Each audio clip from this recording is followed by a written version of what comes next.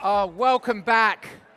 Welcome back to Audio Unlimited. And Abbie Chatfield's already here. Give her a round of applause. Well, we just sit here and commentate everyone walking into the room, shall we? Yeah. Hello, welcome. Hi, we've started. How are you going? How are you, darling? I'm good, gorgeous. How are you? I'm really good. Sit in a It feels like way. weird that we're sort of sitting here doing this because we're very good friends. Yes.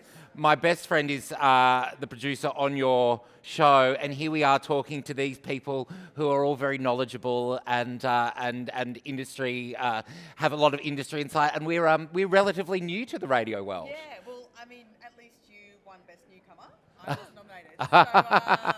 So, Oh, I think I am a newcomer. I know. Well, I think they're also fixing your microphone. Yes, Oh. another round of applause for Abbie Chatfield. You couldn't hear my bitter joke about not being nominated. I know. Yeah, we'll do it. We'll do it again. We'll do it again later, and then tomorrow night. Yeah. Are you presenting tomorrow night? Yeah, Best Newcomer. Oh, you are. Oh, I won Best Newcomer. I wasn't asked to present that. That's Oh, weird. interesting. Anyway, it's all good. I just surpassed it. So you started podcast. You started in the podcast form. Yes. Yes. So I started in the podcast form. It was like February 2020. What a time. Wasn't it beautiful back then? And I was doing all these Instagram story rants that I still do. Yes, I'm familiar with them. Regularly. And people said you should do a podcast. And I was kind of like, I can't be bothered. And then I was like, fine, I'll do a poll on Instagram. Should I do a podcast? Yeah. And it was like 60% yes. And I was like, fine. Then I was up till 3 a.m. drawing the podcast art on my little like iPad, but like not even like iPad, like off-brand iPad. Yeah. Like I don't know, like a Samsung or something. And then I uploaded the first episode like March 9th, 2020 or something. So I think that with lockdown starting, I remember I was sitting on the plane listening to the first episode as I'd released it because I'd edited it myself, recorded it myself in my bedroom, bought the Rode microphones, everything. Oh, yeah. I remember sitting on the plane and it was like the last flight that I took before COVID lockdown started. So weirdly and selfishly, I think COVID helped get a good audience because everyone was kind of locked in their houses. Yes. Like, what do we do? What is a podcast? What's going on? Because I think in the last 2 years it's like exploded podcasting in general. Absolutely. Everyone has a bloody podcast. So then the podcast was doing okay, pretty well. And then I moved from doing it myself to Nova and then to SCA, Listener. And then obviously the gorgeous angel boy, Dave Cameron, who we all love. No, I was waiting for a cheer there because I love him so much. Dave Cameron! I got a tattoo for him. I love him that much. Did you really? Yeah. Oh shit! You do everything. TF for DC. Oh my god. So he then said, do you want a radio show? And I said, sure, why not? So now I'm with SCA in all ways. Oh, that's brilliant. I mean, I was going to say I'd get a tattoo of one of my bosses, but I've not met them yet. Yeah. Well, because I started in, like, genuinely, I took over from Marty Sheargold, who I love. He finished on the Friday. I took over on the Monday. People hated me so much for taking, You and Marty are so similar. Yeah, we are. That makes sense. And people reacted like I'd like murdered him in the middle of Federation Square. Yeah. And it was because it was so hardcore, the lockdown. I couldn't go out and celebrate or pop a bottle after. I went home and cried to my partner because I lost quick draw against Kate Ritchie. Oh, it's hard, isn't it? Do you remember your very first day on the night show? Yeah, I remember I had a full press day before, and I had full hair and makeup and like a corset on, and I was like, this is so uncomfortable. And my co-host Rowan tried to roast me, like, you won't be wearing that in 6 months. Like, I was on TV a second ago. And I remember just absolutely shitting myself and thinking, what am I doing? We had like an hour and a half meeting before, like a meeting longer than the show's content. And then after the first break, Max ran in, and I think he might have had a party popper. I don't know if he did. It sounds like, in my mind, at least it was a vocal party popper of a woo. And it got easier every day, and now it's like second nature. As you know, it gets so easy and fun quickly. You get to enjoy it. Yeah, so much fun. Is that like what? Yeah, I was going to say, what do you enjoy? Because you kind of do every format from TV to radio to podcast. What is it about the audio format you love so much? Oh, I mean, I think firstly, not singing hair and makeup for an hour and a half off. That's pretty fun. Secondly, I think there's more of a chance to be in your audience's ears and talk about things that you care about. And it's kind of like a one-way medium rather than on social media where everyone can correct you or, tell you're wrong or comment on, it's really annoying me the way your blinds are uneven in the background. It's like, oh my God. So no one can comment on that.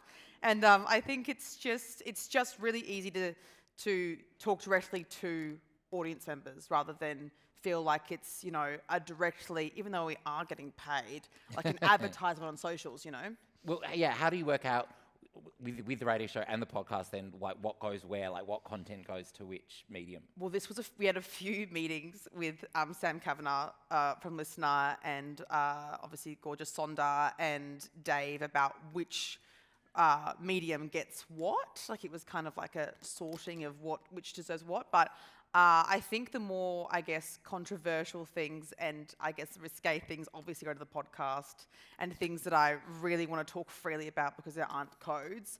But then obviously the more fun, lighthearted stuff like personal stories and, little quips and little wacky adventures. Got the wrong sandwich at the deli. That's for radio. But then sometimes there's crossover, like when we speak about Invasion Day or we speak about Death of Cassius Turvey. We speak about these things in more than one medium when they're really important and there's different audiences we want to reach.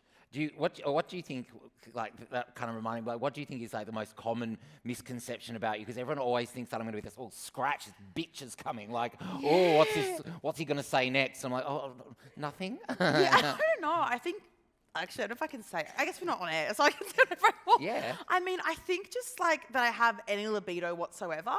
I don't.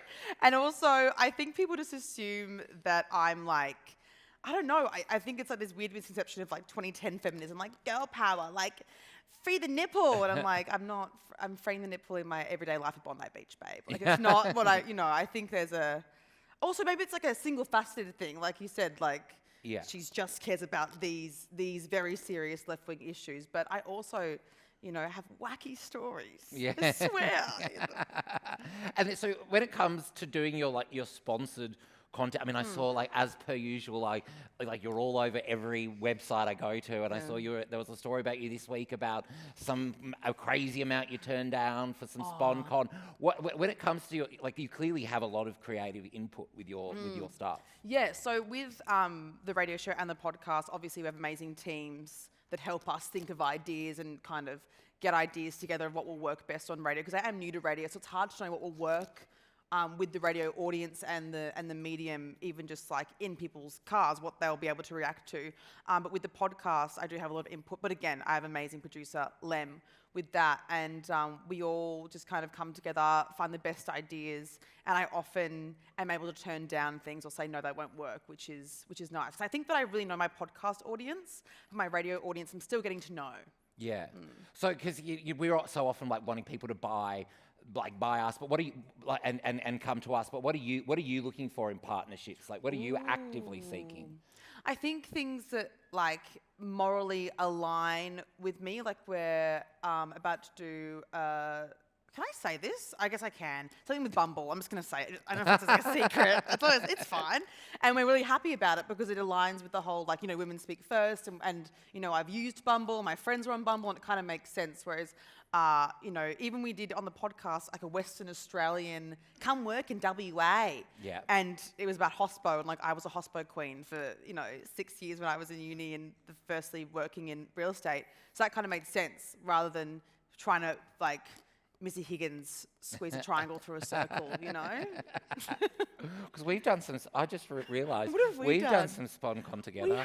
We did for Hey You. We did that wonderful Real Housewives video where we lip synced to one of the Real Housewives of New York's hit singles. Yeah, we loved it. And it was a real highlight that day. Can you sing a bit for me? I can't remember. What was you, me, and Martha? Martha. From that. So, the holy trinity of... What even was the song? Fuck knows. It was so much fun that day. It was the best day. But yeah, things like that are fun. But I do get fearful about Real Housewives that I talk about them for free too much. So I need to wait until we get a Hey You sponsorship. I'm like, I give him too much for free because every day I'm like, have you seen on Real Housewives? I'm not allowed. Tim Blackwell doesn't allow me to talk about Real Housewives on my show. I think you should be allowed one break a week of Real Housewives outlet. Oh, I fucking crowbar it in. What about like some other like really memorable campaigns in your mind that you've loved doing or? Yeah. Well, on the podcast and also on the show, radio show, it's nice as well having both those mediums because we're able to kind of package them up and do things that make sense, and then we have better and bigger ideas. So we did a Reddit campaign recently, where on the podcast we did a dedicated episode where my best friend Rowdy came on and he told me his favourite Reddit posts and I told him 2 of mine, and that was really fun and again felt really natural because, you know, scrolling through Reddit looking for content, looking for interesting stuff and living it up. And then on the show we had, you know, we'd read out an interesting Reddit post and have callers call up that related to that. So our little mini subreddit of our own, you know. So I think that made a lot of sense and was super fun, and the content was easy to be fresh as well, rather than just every day the same thing, you know. And what about and then in radio? What have you loved? Well, that was on radio. Oh, that was Reddit was also on radio. Oh, right. Yeah. Okay. So it was we had the callers. We'd find like I don't know. Rowan would always find them and bring them to me, and it was bizarre things. His weird little mind. Yeah. And because you're at that time of day, like you're what time? 7 p.m. 7 p.m. Like getting up and about then. Like how do you? Because I'm exhausted when I leave at 6. I'm like, oh, it's so late in the day. So late. How do I get? I think I'm always up and about. I think it's the ADHD. I struggle to sleep. Honestly, I think it's just because the team is so great and we laugh so much, even in meetings before the show, and we all get along so well. And Rowan is just amazing, and we're actually good friends. So it's like just having dinner with Rowan every night. Really, like it's not hard to get energy. You know, you love your co-hosts, and you know you have a little energy in the studio. You know, you get it. But I think as well, I just sleep in. Yeah, that helps. I just sleep a lot. Yeah, absolutely. Well, I do it down the line. So I sit in a studio on my own and talk to Tim and Kate, which is some days heaven. Because when I step off that camera, they don't know where I am. And so, what are you pursuing with the podcast at the moment and with radio? I mean, the podcast is doing really well, and I'm just loving doing it. We're trying to focus on right now. I'm trying to get more involved on both aspects, actually, more involved in music and Australian music in particular. On the show, I know they're from New Zealand, but I'm trying to get like someone from Crowded House on the podcast. Great. So I love Crowded House. Yeah. I'm a little Crowded House girl. And I would just like to, you know, learn more about music itself, because obviously it's so important in radio. And then on radio, I'm trying to get Australian music kind of spotlighted a bit more, because I had Lime Cordiale on at the start of the year, my favourite band of all time. I saw you freaking out about that. Obsessed. And afterwards they texted me and were like, thank you so much for having Australian music on commercial radio. And I was like, that's a bit sad. They had to thank me for having them on. So our focus as a team for the end of this year and the start of next year is to really get Australian music to be, you know, the spotlight on our show. That's awesome. Yeah, I know. And what is charitable queen? How does she do it? It's your cross to bear. Philanthropic. Yeah. Why do you think people are so engaged with you? Because you really are. People do take to you. I have no idea. Why do people like you? I don't know. I guess I just talk shit, and then people think that I'm slightly funny. And I think, again, the ADHD like a filter. And people are like, you're so honest and brave. And I'm like, I just have a neurodivergent head. But yeah, I actually don't know. And that's what kind of scares me. Because I'm like, I don't know when this will end and when I'll lose my little spark that people seem to see. I don't think it'll end. I remember interviewing you the very first night you came on the project, and before you came on, Lisa Wilkinson turned to me, like really like old school Hollywood, and was like, "She's a star," and you were. I was like, "Oh fuck, she's amazing." Your cigarette and pearls on. I know. Stop, baby. I mean, she wasn't smoking to death, but it really had that vibe. Yeah, look, I have no idea, but I guess we'll just keep doing it. Yeah.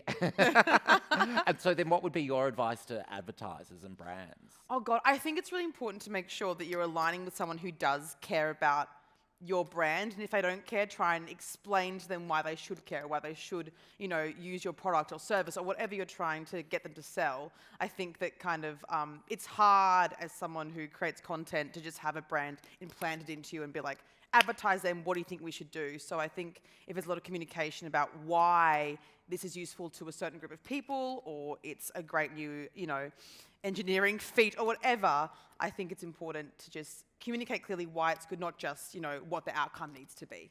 Yeah, absolutely. Yeah, there's got to be at some point some truth to it and some heart to it. Yeah. I'm not a very good lawyer. Yeah.